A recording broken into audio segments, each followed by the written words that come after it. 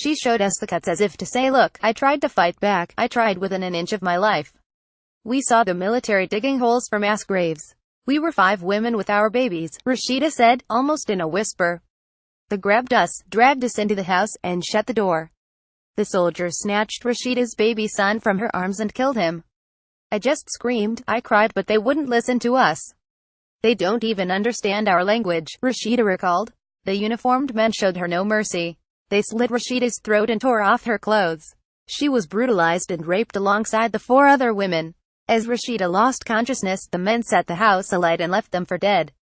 I thought I was already dead, but when my skin started to burn I woke up, she said. Naked and disoriented, she ran out of the flames and hid in a nearby field, but she wishes she had not survived. It would be good if I too died, because if I died then I wouldn't have to remember all these things. My parents were killed too. Lots of people were killed, Rashida said as tears ran down her face. The soft-spoken 25-year-old was too traumatized to speak further about the assault or the loss of her child, but answered quickly when asked if she wanted revenge.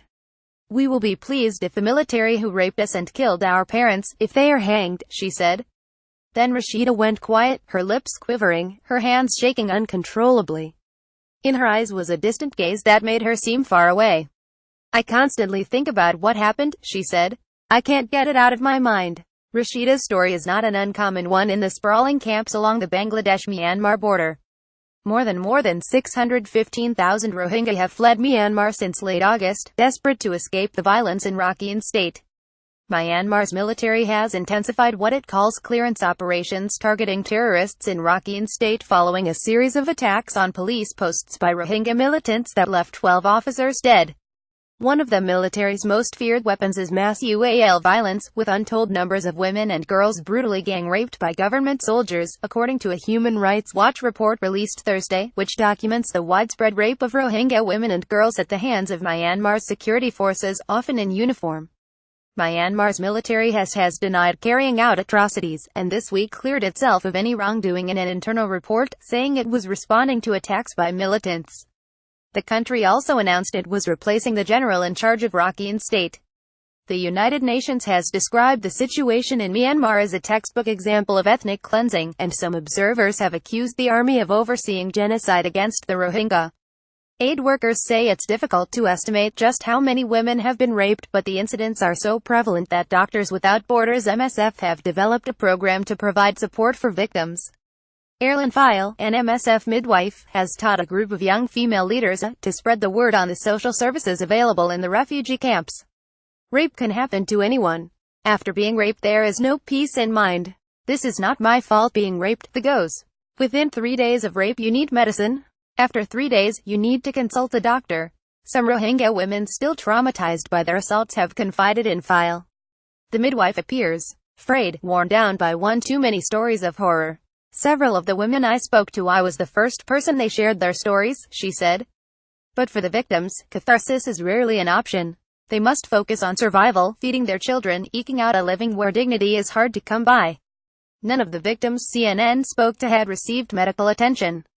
Sure, they are worried about pregnancy, yes they are concerned about STIs, transmitted infections, but mainly they are concerned that they are still wearing the same clothes and that they have no roof over their children's heads and their shelter still hasn't been built, File said. Dozens of women have received medical and psychological treatment for rape, and about half of them are girls under the age of 18, MSF reported earlier this month. The piece for me that is the most heartbreaking is that the women coming in are still wearing the same skirts. They are still wearing the same skirts that they were assaulted in, File said. It's just heartbreaking that 3 months later you are still putting on the same skirt that someone assaulted you in.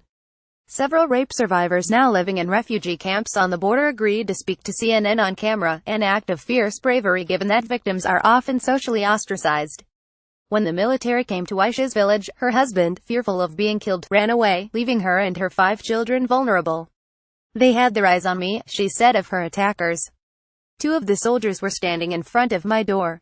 One came inside the house and pointed the gun at me. They hit my children with the butt of the gun to get them out, and I don't know where they went. My children ran away. The men then turned their attention to the 37-year-old, punching and beating her into submission. 2 stood at the door, one tore my clothes off, and he raped me at gunpoint and the gun was pointed at my chest. The Rohingyas' native language is different to that of the Burmese, Myanmar's dominant ethnic group, but Aisha understood clearly the soldier who had her pinned to the ground. He said, "I will kill you.